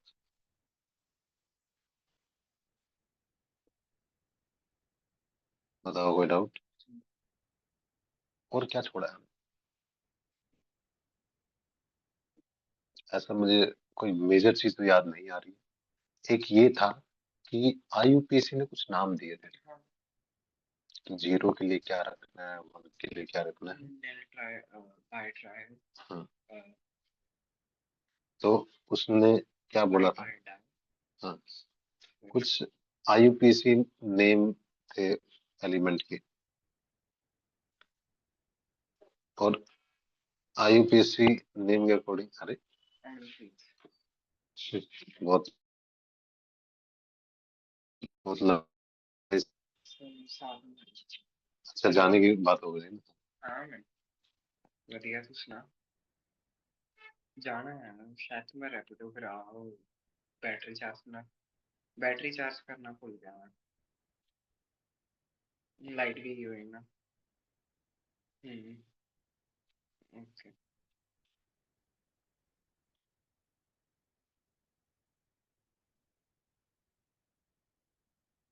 क्या है?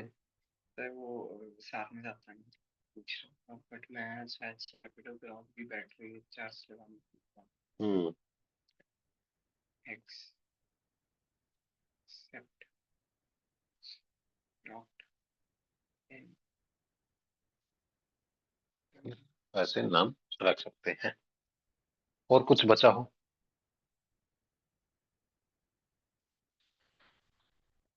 और लगभग हमने चैप्टर रिवाइज कर दिया। सोचो, अगर हमने पहले टाइम लगाया था अब ये उसी चीज को अच्छे से रिवाइज करने में कुछ चीजें ना छोड़ते हुए हमने ठीक ठाक रिवीजन कर लिया है। एक, दो, तीन पेज में ही चीजें हो गई, है ना। जैसे तुमने पिच ब्लेंड पूछा था तो वो ऐड कर देते हैं। तो जो पिच ब्लेंड है वो एक ओर है, किसका है? यूरेनियम उसमें प्रेजेंट होता है, यूरेनियम का ओर है ये।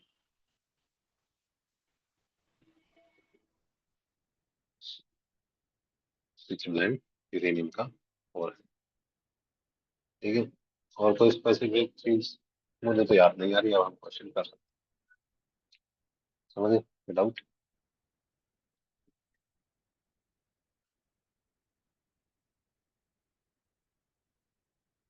बस बात बढ़ गई। तो अब कुछ क्वेश्चन देख लेते हैं कि कैसे क्वेश्चन आए हैं, लेकिन मोस्टली क्वेश्चन यहाँ से कम आते हैं, अगले वाले पार्ट से ज्यादा आते हैं।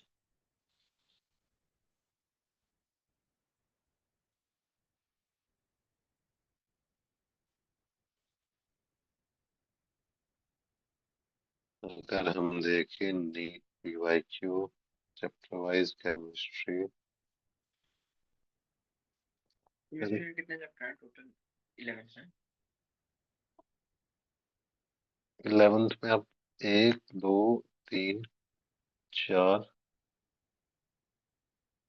गिनो, mole concept, atomic structure, periodic classification, chemical bonding, thermodynamic, equilibrium, redox, उसके बाद some basic concept of organic chemistry and hydrocarbon 9।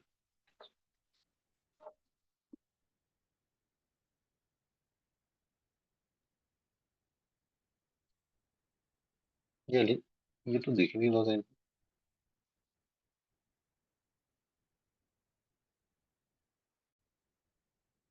S block element, P block element. S और पी नए सिलेबस के हिसाब से नहीं दिखते। अब इसमें इसने पूछा है कि मेन ग्रुप एलिमेंट कौन सा है।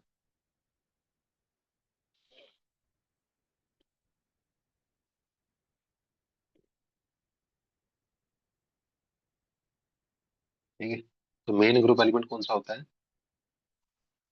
या तो एस का होता है या पी वाला होता है ना। ये एस वाला है तो ये तो मेन ग्रुप एलिमेंट होगा, ये नहीं, डी में है। ये पी में है आखिरी इलेक्ट्रॉन, हाँ होगा। ये नहीं होगा। ये नहीं होगा, क्यों? ये डी वाला है। और लास्ट में ये वाला, ये भी डी ब्लॉक का एलिमेंट है ना। तो कौन सा बचा? इसी ऑप्शन में है, बिल्कुल है, ठीक है। 6 साल के क्या है? इस साल का क्वेश्चन था।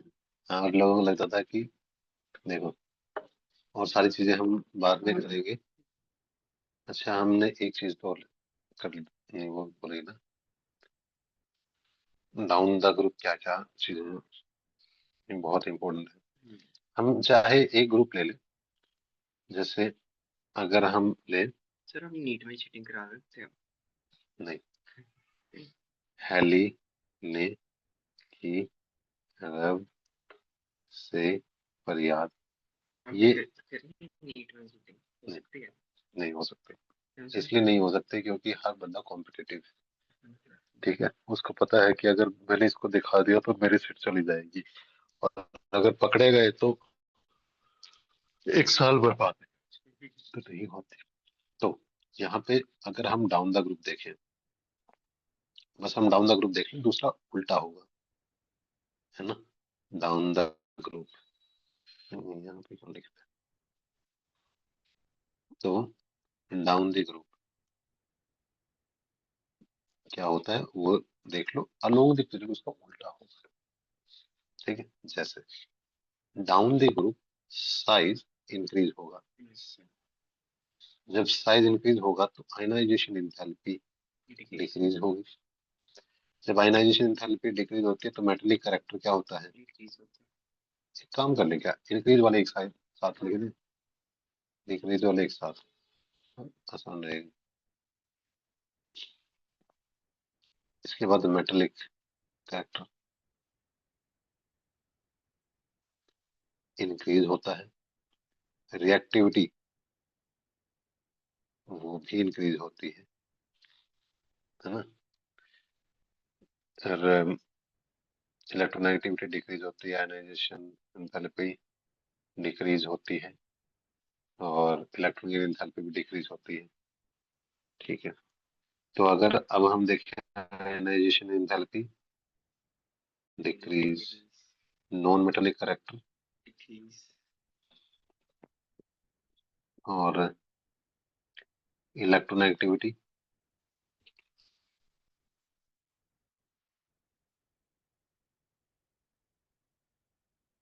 इलेक्ट्रोनेगेटिविटी डिक्रीज, और उसके अलावा नॉन मेटेलिक करैक्टर हो गया, रिएक्टिविटी हो गया, मेटेलिक करैक्टर हो गया, आयनाइजेशन एंथैल्पी, और क्या बच गया?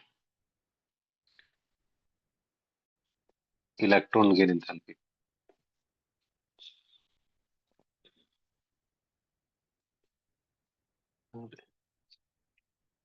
अगर इलेक्ट्रॉन गेन एंथैल्पी देखें तो वो भी डिक्रीज होगी, लेकिन याद रखना माइनस में डिक्रीज होती है, माइनस।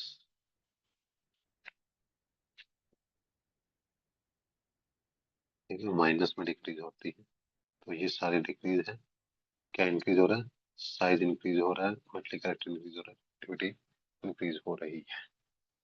ठीक है, अगर कोई पूछे ये तो चलो ठीक है, अलोंग द पीरियड बताओ, अपोजिट है बस, यूजुअली। कोई डाउट? तो यहाँ पे तुम देखोगे gallium, unlike gallium that has very high melting point, नहीं, गैलियम का तो हमने बोला था कम होते हैं, तो ये तो पक्का गलत है, और से गलत ना हो तो ये करते हैं। और सारे हमने अभी तक नहीं। रेडियस, सीजियम की रेडियस से ज्यादा, बिल्कुल ज्यादा होगी, डाउन द ग्रुप इंक्रीज होती वो है, तो भी मुझे ना पता नहीं क्योंकि वो मैं ग्रुप छोड़ना देख। लेकिन डाउन द ग्रुप तो इंक्रीज होती है, ये तो पता है। तो ये डाउन द ग्रुप हमने पहला ही लिखा था ना, लेने की रब से फरियाद, डाउन द ग्रुप है तो इंक्रीज हो। तो ये बोला कौन से ट्रू है, तो ट्रू भी नहीं आएगा। ठीक है, जैसे मान लो अगर यहाँ पे है ए, इन दोनों ऑप्शन में तो ये नहीं होगा, ई पक्का करेक्ट है, तो कौन सा ऑप्शन बचता है?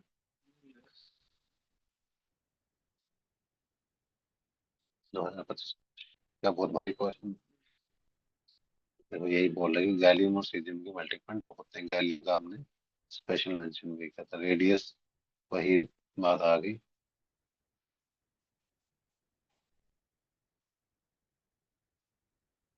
और एक दो क्वेश्चन देखें।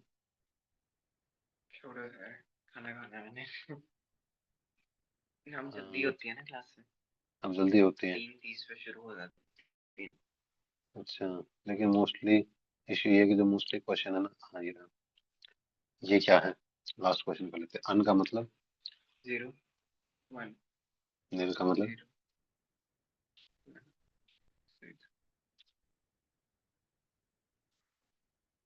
106, 111।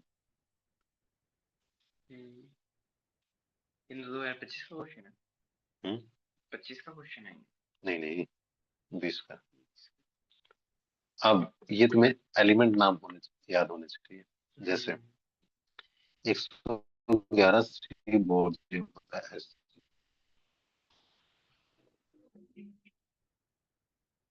क्या बोलते हैं, rough, dub, rough dub send, बहस, मत, दिस, रोग, संग, दिस डर्मा स्टेडियम, दिस रोग संग, रोंटा जिनिम तो यहाँ पे है ही नहीं। ओके, कोई बात नहीं, हम दूसरे से देख लेते हैं। 101 किसका होगा? यहाँ पे दिया हुआ है 101, 103। 103 होता है लॉरेंशियम। देखा, अब ये तुम्हें याद होने चाहिए। ओके, मेंडलिविनियम उससे पहले होता है। तो ये 106 किसका होगा? 104, 105, 106। रफ डब सी, एस सी बोर्जियम, सी का 3। डर्मा स्टेडियम 1011, दिस रोग संक 10, अन डर्मा स्टेडियम एंड 101 मेंडलिविनियम। 1234, देखो 1234, तो ऑप्शन में ही नहीं है। चलो कोई ना फिर।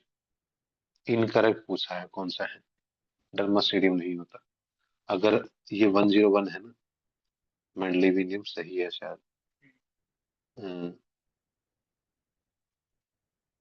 इस फैमिली में नो लड़ाई, हाँ ये सही है। लॉरेंशियम एकदम सही है। 106, 456 सी बोर्जियम एकदम सही है, ये गलत है। ये नहीं हो सकता, क्योंकि ये फ्रॉन्टेजियम होगा। अब तुम्हें लगेगा ये बहुत मुश्किल है, मुझे कुछ समझ में नहीं आ रहा, और जनरली ये समझ में नहीं आ रहा है। वाह, एक और मैसेज। कुछ समझ में नहीं आ रहा है, आंसर तो इसका डी होगा। डी का 4 ये गलत है। ठीक है, आंसर है सी। बट मेन पॉइंट है कि सर आपको कैसे पता चला? मुझे पुरानी पीडीएफ, मुझे ये याद है पीरियोडिक टेबल, और यही मैं तुम्हें समझाना चाहता हूँ कि पीरियोडिक टेबल याद करनी है। Yes sir. आ जाओ आ जाओ आ जाओ, देखो ये था एल आर लॉरेंशियम 103, मेंडलिविन 101, 101, 103। फिर था एफ डब सिंह, ये 106। और हमसे ये डीएस दिया हुआ था, ये होता है 110, लेकिन उसने नंबर दिया हुआ था 111। तो जब 111 देना तो आर सी लिखा होना चाहिए, डीएस लिखा हुआ था। अभी मुझे कैसे पता चला? इस पीरियोडिक टेबल का मुझे पता था, और यही तुम्हें करना है। इस पीरियोडिक टेबल का पता होना चाहिए था। आरजी कितना था? 11, डीएस 10, एस सी 106, लोरेंशियम 103, और ये 101। यस। अब तुम बोलोगे सर ये नहीं होगा। अभी नहीं होगा यार, अभी याद होगा भी नहीं। इसलिए इनऑर्गेनिक थोड़ा सा ज्यादा टाइम लेती है, क्योंकि तुम्हें 118 एलिमेंट के नाम समेत पता होना चाहिए, उनके सिंबल, और वो पूरे साल में होगा। अभी नहीं हो सकता। लेकिन समझाने की मुद्दे की बात यहाँ पे ये थी कि एलिमेंट के नाम से क्वेश्चन, उनका नाम, सिंबल और एटॉमिक नंबर पता होना चाहिए, ये क्वेश्चन है। बताओ मित्र, कैसा रहा? Yes sir. कितना, 2 घंटे में हमने कितना चैप्टर कर दिया? बढ़िया सर, क्या नहीं, हमें तो यही लगता है ये में चैप्टर। हाँ,